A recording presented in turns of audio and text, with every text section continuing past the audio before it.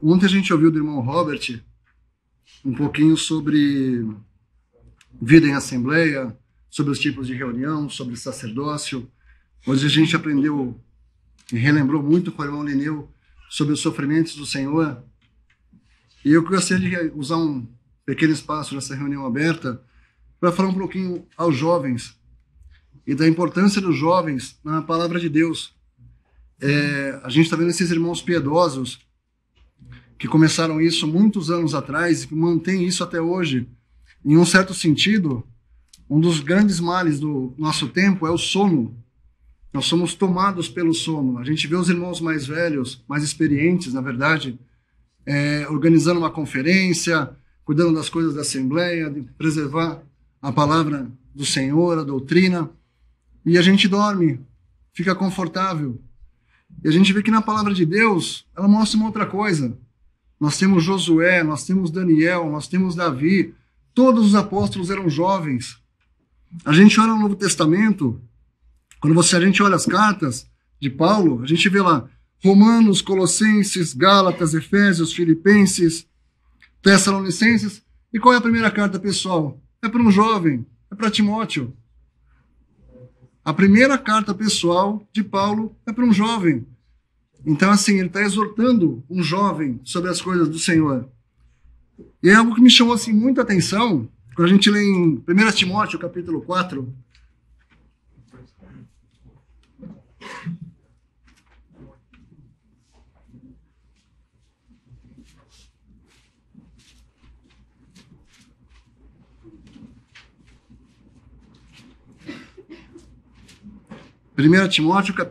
versículo 12.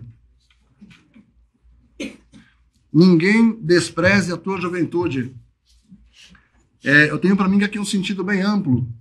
Não desprezar. Você jovem, não despreze sendo porque você é jovem. Deus usou muitos e muitos jovens na palavra de Deus. A gente vê no Antigo Testamento, por exemplo, os levitas, eles começavam, se eu não me engano, com 25 anos, e eles podiam exercer o sacerdócio na tenda da congregação entre os 30 e os 50 anos. Ou seja, no vigor da sua vida. Ele era usado para o Senhor. Ele era preparado e utilizado. E aqui a gente vê o apóstolo usando uma carta para Paulo e dizendo, não despreze a tua juventude. E por que ele escreveu? Um dos motivos, né, de ter escrito para Timóteo, a gente vê em 2 Timóteo, capítulo 1.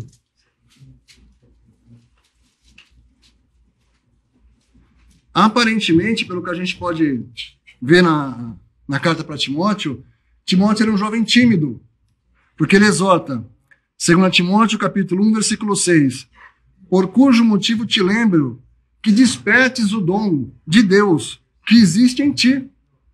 Tá vendo? Assim como o outro apóstolo disse, desperta tu que dormes, o apóstolo está dizendo para um jovem, desperta o dom de Deus que há em ti. A gente sabe que Deus distribuiu dons, tanto de inteligência quanto para a igreja. O irmão falou ontem dos vários tipos de sacerdócio, que todos somos sacerdotes, para que a gente exerça nosso sacerdócio.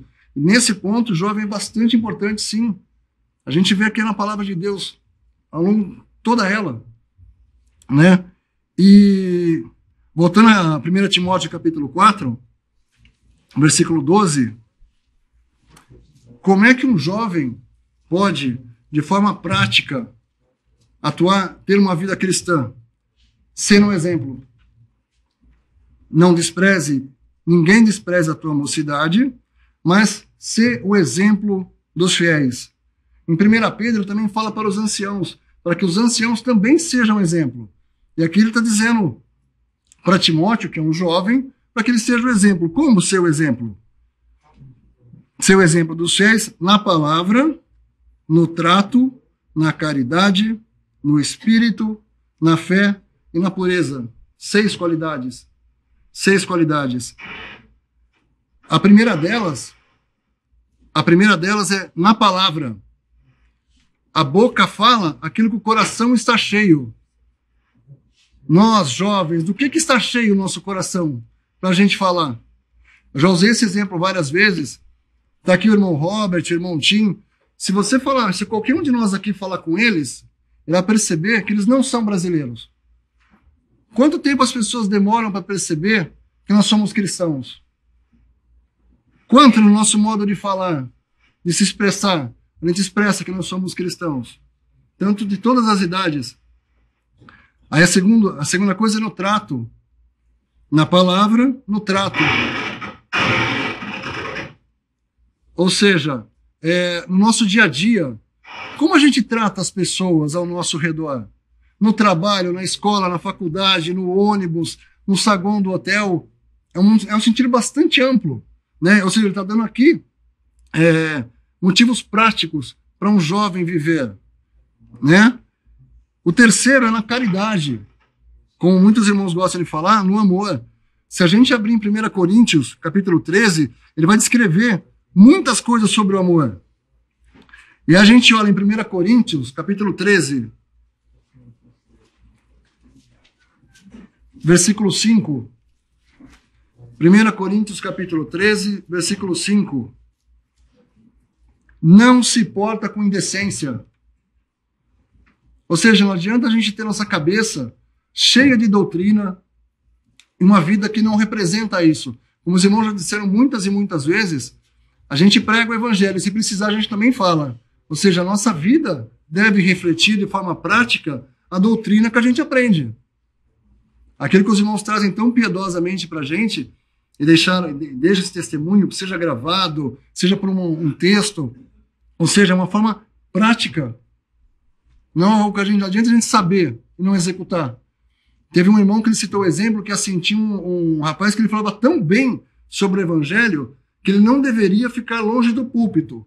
Mas a vida dele não representava nada daquilo, que ele nunca deveria subir num púlpito. Porque não tinha a menor conexão da vida dele com aquilo que ele falava. E aqui o apóstolo está dando um caminho prático para a gente seguir nesse mundo, né? Voltando lá no nosso capítulo de 1 Timóteo, depois de caridade, ele fala no espírito. Quantos a gente consegue identificar? Tal pessoa está com espírito de briga, tal pessoa está com espírito de fofoca.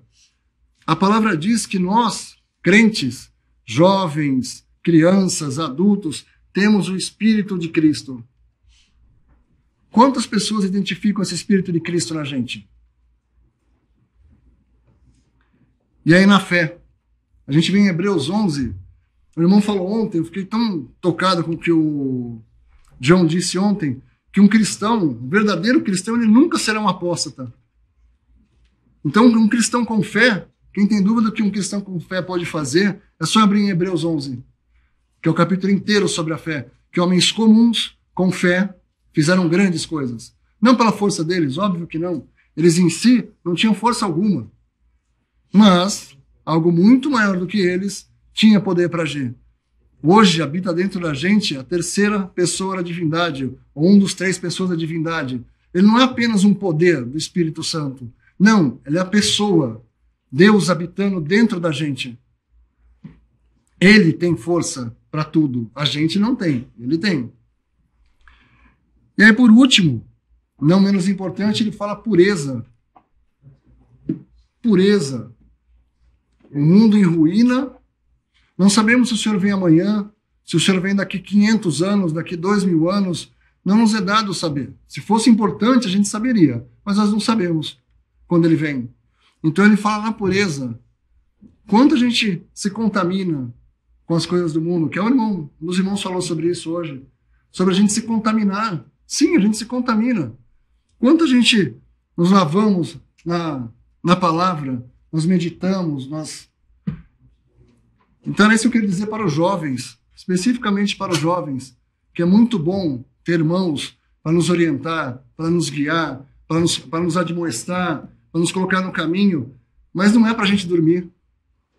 Que a gente consiga, assim como o apóstolo disse para Timóteo, desperte o dom de Deus que há em ti. Que o Senhor abençoe a sua palavra.